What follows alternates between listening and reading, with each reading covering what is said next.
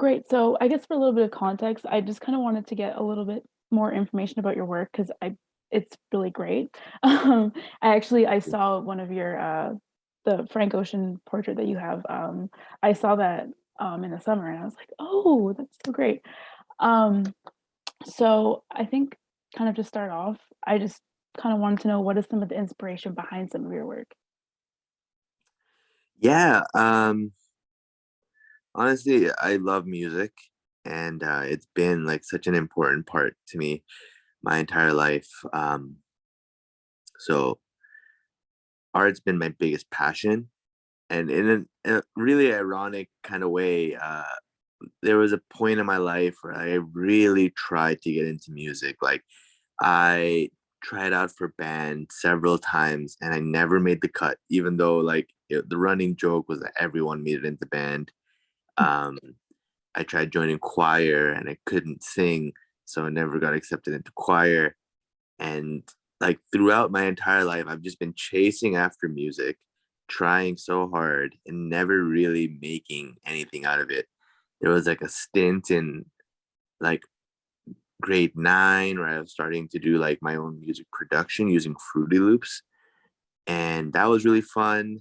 And at that time, I was like really just experimenting with electronic music, like EDM stuff. And then I started DJing. It was like a natural progression. So I was like really getting like my fix in, and like I really wanted to be in music. And all this time, I've been like kind of making art on the side. And I did art throughout high school. My undergrad was in art, but like the two never really crossed paths. And until I did my 2020 like daily painting challenge. Mm. And it was while I was doing like my daily work, I just randomly did the piece of the weekend, um, in anticipation of his After Hours album. And that like really blew up. And I was so shocked at the response. And to me, I was kind of hesitant to do pop art because of the stigma around it. And prior to the weekend piece, I was really focused on like making art that was really colorful, and like I wanted it to be kind of abstract, and I was covering faces, and I didn't feel comfortable doing that with pop art because at that time I was also running my business and trying to sell prints, and I was just kind of scared that people wouldn't want to buy uh my paintings of like musicians and celebrities if their faces were covered. um but then I kind of, my hand was forced in a way because music labels started requesting to have my artwork taken down off of Etsy.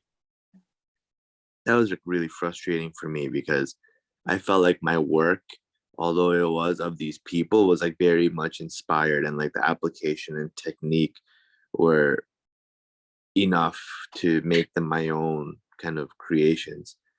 Um, but I didn't want to take any risks, so I decided to start covering their faces. And that's now how you see like this floral style that I've developed come to life. Yeah. And the Frank Ocean piece was the first one of that kind of experiment. Yeah. And I guess kind of how did you sort of start getting into this specific style? I mean, you kind of touched on it a little bit, but what sort of started that? Um, like the music art or Yeah, because I think it's very unique. Your style is very unique in the sense that it does like focus on artists. So what kind of I know you said that you like music, but what kind of sort of started this interest? yeah. So I mean, like I said, the weekend piece was kind of like a huge moment in like realizing that there's a niche in this, and it felt really authentic to who I was. Like when I made that painting, it wasn't with the intention to try to sell it, but because it started doing numbers on Etsy, it kind of like, it was like simple math for me, like I love painting this stuff and I can sell it. Why don't I, you know, bite the bullet and suck up my pride? Because at that time, I had a whole bunch of ideas on what fine art was, and I was ashamed of what people would think of me as like a pop artist. And honestly, to this day, like I know there are people who might not respect what I do just because I paint celebrities. But it was like, to answer your question very directly, like it was that weekend piece that kind of started it all. And then after that, I invested a lot more time and energy into painting more musicians during my daily practices, and like I mixed it up with a few other pieces um to experiment with ideas, because that was kind of the point of the challenge, right? Like uh what new ideas can I come up with, and how quickly can I execute them? And since I have to make a piece every day, I had a lot of opportunity to just explore and have fun. Yeah. Yeah, and what's the process like? How long do they usually take to make? Yeah, so I paint all the work that you see on my website is painted on my iPad. I use an app called Procreate. Have you heard of it? I haven't actually, no. It's fantastic. If you ever want to get into digital art, I highly recommend it. It's like so powerful. It has a whole bunch of brushes, Yeah. and usually the process starts with figuring out what I want to paint. My process back then was a little bit different from my process now. Back then, it was kind of like finding whatever reference image I liked and then diving right into it because I didn't have a lot of time to plan. Um, but now it's a little bit more methodical. I first decide who I want to paint, and there's usually like a few variables that I consider when deciding. There's like, who do I want to paint really in this point in time? Then there's kind of the crowd aspect of like, who do my followers want to see me paint? What's being demanded? And then the other one is like, what's going to be really hype? Like, say for example, if I didn't have my second Kanye piece with Donda 2 coming out, like I might have timed a new Kanye piece to come out at this time. Um, so once I pick who I want to paint, then it's like sourcing my reference image. And I was always really interested in UX design, and I loved kind of the user interaction in the research process there. So I kind of use that as inspiration, where I will set up like voting on my Instagram stories, and I'll put up 16 images, and then I narrow those 16 images down to one. And that way I know the image that I'm painting is going to resonate with the most people. And it helps me, especially when I don't really know the person I'm painting, because through this experience, I've been exposed to a whole lot of new music, which has been really nice. But um, I don't always know what images are iconic. Like, say, for example, when I was painting Selena, I I didn't really know much about her history and her music, so setting up those polls was extremely helpful in kind of understanding what her aesthetic was, and that crowdsourcing ended up influencing the visual direction of my final piece. Um, so then once that's figured out, I do a lot of research. If it's a new person, even if it's someone I'm really familiar with, I'll listen to their entire discography again, really see how the music makes me feel. I'll watch interviews that this person's done. I'll read about them, on Wikipedia, whatever sources I can find, just to draw inspiration to see, what elements can I put into this piece.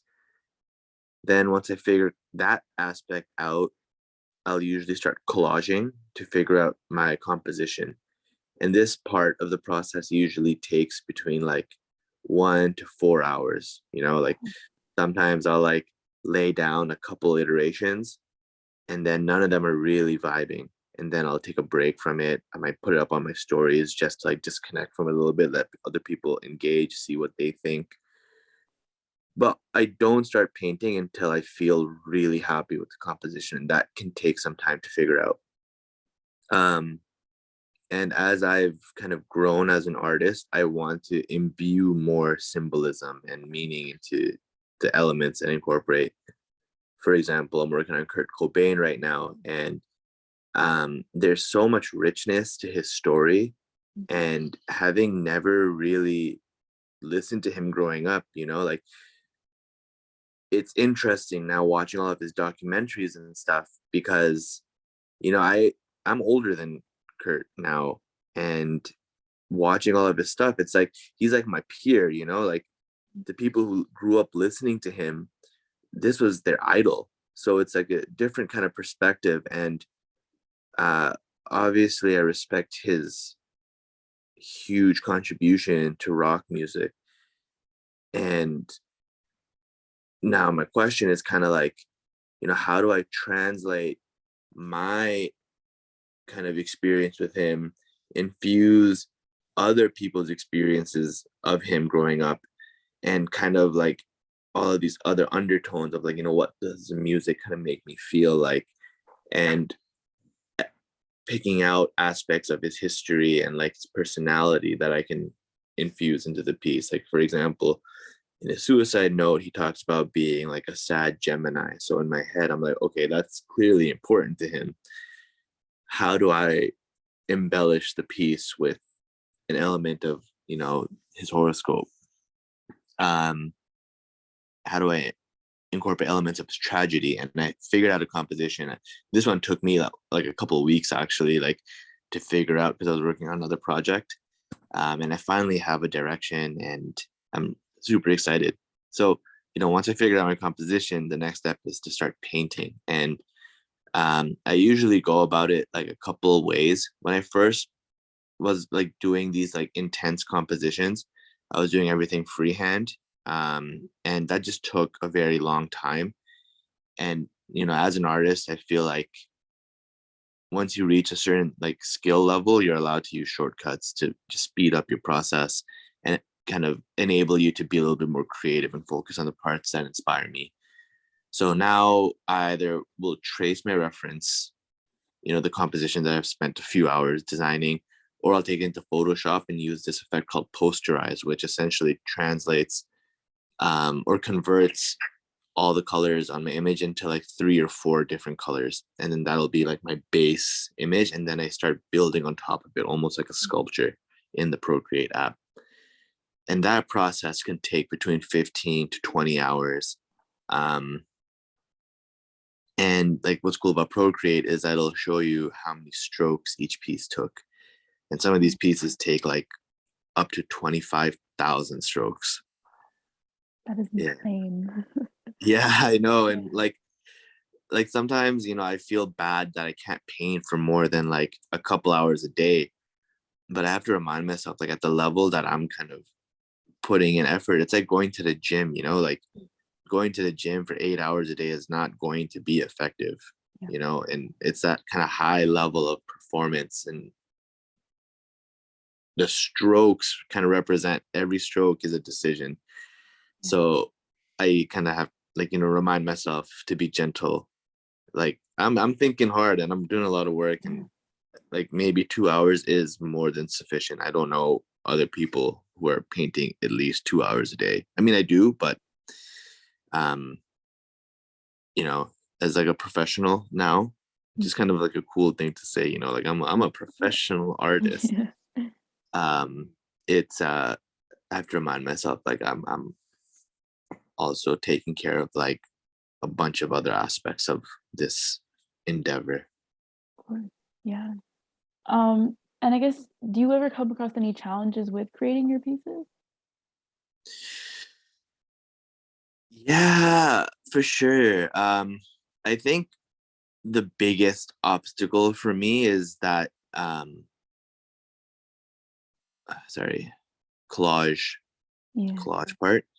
Because like that's where it's kind of like the idea generation, right? Like what is the concept of this piece? And thankfully, like art block isn't like a thing. Like I mean, it does affect me, but I've figured out a bunch of strategies to help me overcome it. Because it's almost like a cold, art block is definitely like something that you can take medication for. Mm. And like medication is definitely an analogy here. Yeah. um but like, you can, like for me, I can only speak for myself. Like I'll do art drills, or I'll like just scribble on a piece of paper, and I'll just keep like producing stuff, and I usually work through it, versus not giving myself the nourishment to overcome the sickness. Um, but yeah, no, like usually I can figure out a piece, within like that 1 hour period, but occasionally like those 4 hours is spent over the course of like a week or two. Like the J. Cole piece that I made, that one was like a really hard problem to solve because originally, the image that you see of his side profile, I don't know if you're familiar with this image. Um, I think I might have seen that one, yeah. Yeah. yeah, so it's essentially like an image of the side of his face, but then inside, like his body is the Forest Hills Drive album cover. And when I was setting up the polls, both of those images were independent and they both literally tied. And I wanted to paint the image that I liked the most. But the problem with the image I liked the most was I couldn't fit it onto a vertical sheet because his head was like, he has so much hair that comes out the back. Yeah. His dreads were like very horizontal, and I love that. But all of my pieces are typically vertical, because that to me is just, I don't know, to me it represents what a portrait or a bust should be. Um, and I could not figure out how to resolve the composition no matter how hard I tried. And then I saw one of my friends did this like double exposure style piece. And I was like, oh, that's really cool. And at that time, like, the two things didn't click. Like, oh, maybe I could try doing that strategy for my J. Cole piece. And it was just like randomly, I was on a walk and I had like a literal eureka moment. Like I felt like something go off on top of my Yeah. head. I was like, oh my God, I could just put like little J. Cole on top of like his house in the shirt of like the big J. Cole. Because the problem was like I couldn't shrink his head. But now, because I had to elongate his torso to fit like the album cover in this like torso area, I got to shrink his head, and it resolved the composition completely. And it was like, oh my God. And then the flowers that I picked was like kind of exploded from him sitting on his roof all the way up to the big version of his side profile. And like when it all came together, it was just like, oh my God, this is so cool. Yeah. It's like a puzzle. Yeah. Yeah. And I guess do you have a favorite piece that you've created? I get asked that literally all the time. Uh, and like, frankly, I don't like, each of my pieces is something I'm very proud of, like, um, there are like a few pieces that were definitely like kind of monumental, like Mhm. the weekend piece, that first weekend piece I did was, the realization of the direction I wanted to take. My Mac Miller piece was like kind of the culmination of all of my practice with color and really understanding how to use it to convey my feelings. Um, the Frank Ocean piece was my first floral pop art piece, and that was huge. And then, like, all the pieces that I've done over the last probably 4 months are really special just because it feels like every time I produce a piece now, there's just this, I always have the intention to make it better than the last, So when I look back on all of my pieces, I'm like, this is like really cool. Sometimes I forget I made them, because I'm Yeah. just constantly producing, but it's nice to sit back and just look and be like, damn, this is really cool. Of course. Yeah. And lastly, is there anything else you'd like to share about your work today? Um,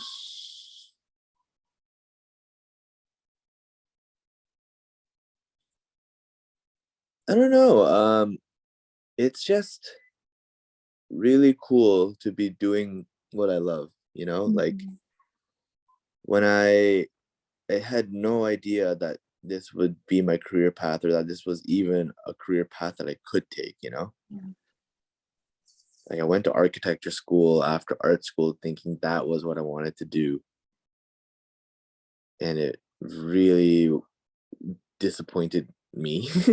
Yeah. Like it was not what I expected it to be, and I wasn't happy. And I spent like an extra 5 years of my life to do my master's, and I spent 5 years of tuition. Yeah.